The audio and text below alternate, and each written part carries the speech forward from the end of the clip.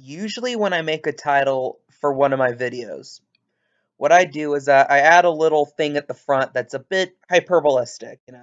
Something like when Toonami has a bad week in the ratings, I say something like horrible ratings, or when Toonami has like amazing ratings, I say great ratings, or if a show's on that I really like, I say it's a great show, or it's a horrible show if I hate it.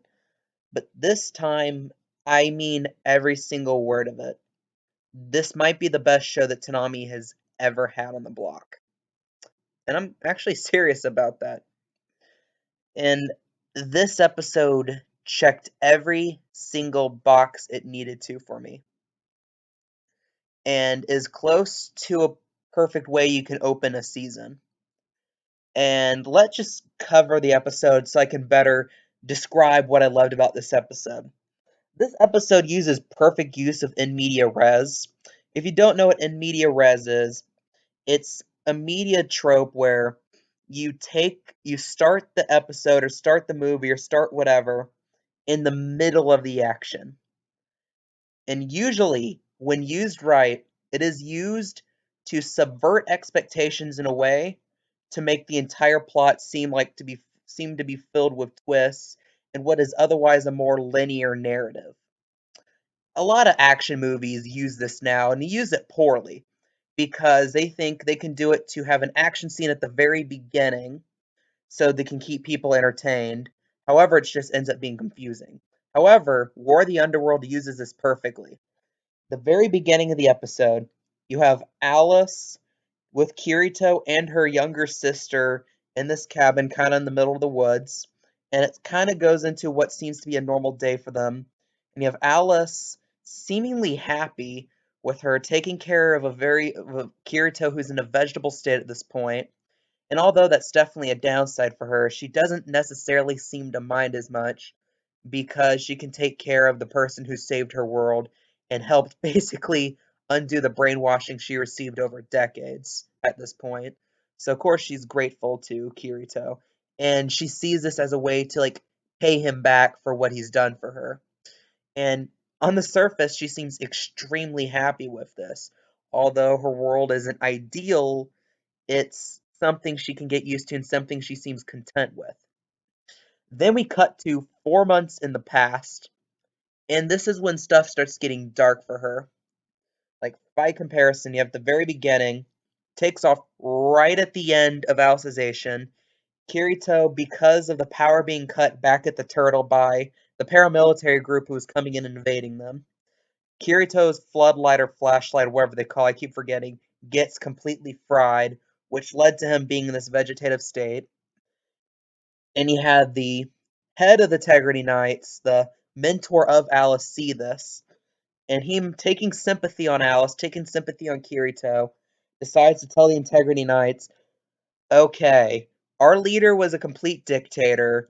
This guy just saved us. Alice just saved us. Be nice to him. Oh, and by the way, because of this happening, the Dark Territories are probably going to invade. We need to get ready for it because it's going to be this clash between heaven and hell, basically. So then they get ready for it. However, what I absolutely love the show did is there's also a trope in shows that when the evil's been defeated, I call it the vampire effect. Because if the evil is defeated, then all the minions magically turn into good people. Playing on the whole mythology of vampires that if you kill the head vampire, all the people who are turned into vampires turn back to normal.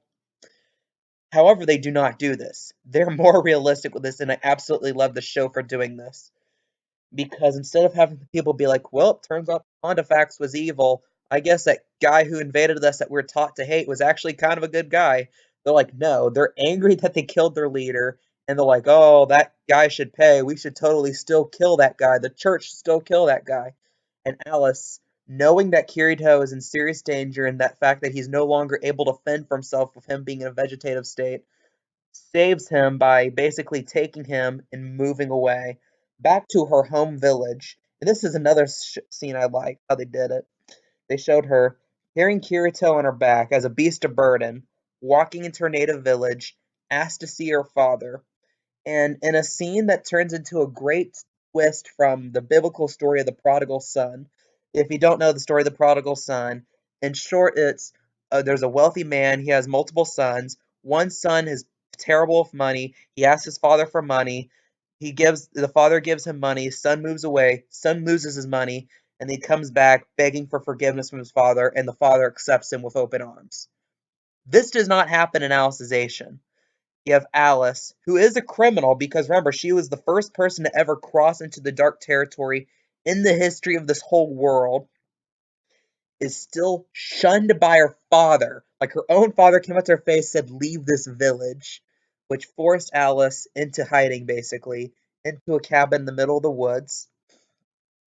And it's later revealed that she makes money by having a deal with a local woods cutter, that she would cut down one tree a month for him because of her strong fighting abilities.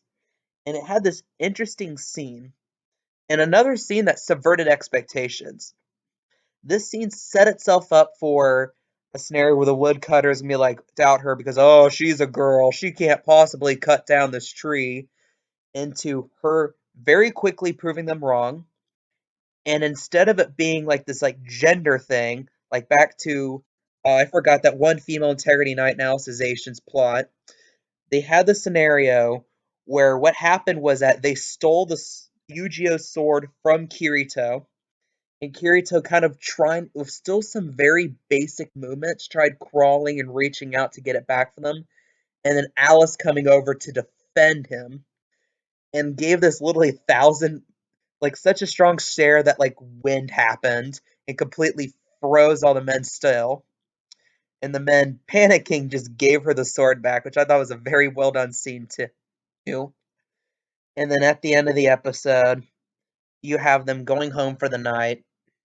You have Alice feeding Kirito, and then you had the student that mentored her come to her cabin and say, "Oh, by the way, we want you back to fight, and although we still hate that Kirito guy, if he can fight for us in the front lines, we might be lenient on him. Because if he's really the people's champion, then he'll defend us from the dark territory too." And then he smugly talked about him on duty, talk about, "Oh, I got tips that the goblins are organizing from the dark territory, but I was looking at the cave they would go into, but they hadn't moved anything yet, so I think we're safe for now." And at the end of the episode, by the way, you have the goblins start to invade the nearby village. And a little more on that in a second. And then, okay, so after this scene where he chastises Alice for not coming back, she admits that through the 4 months of taking care of Kirito, she's become a weaker fighter and she can't fight like how she used to. You have Alice, after he leaves, and you could start definitely sensing something wrong with her. With all the stuff that's clearly going on wrong with her life, wrong with Kirito's life at this point, to the end where she just absolutely breaks down to Kirito, asking, "What should I do? What should I do?" Because look at us. At the beginning, with the in media res scene, you had this idyllic vision of a girl taking care of the person who saved her life, being able to repay him in this way, has her sister back that she'd been missing for so long, getting used to know her again. And now, with the episode, it revealed that in reality she was had to take care of Kirito because he was going to get killed if she didn't.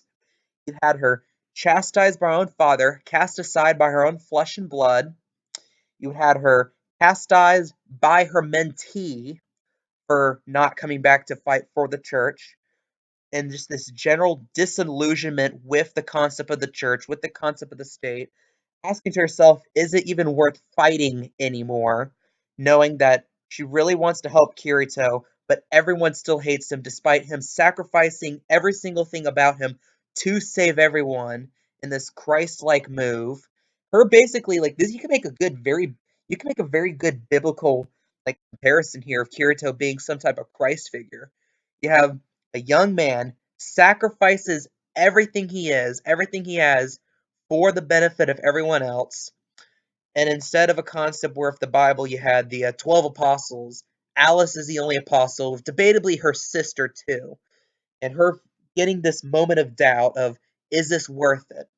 Because I know I'm in the right, but no one else is seeing these things my way. Like that absolute frustration, and wonders, is it even worth fighting anymore?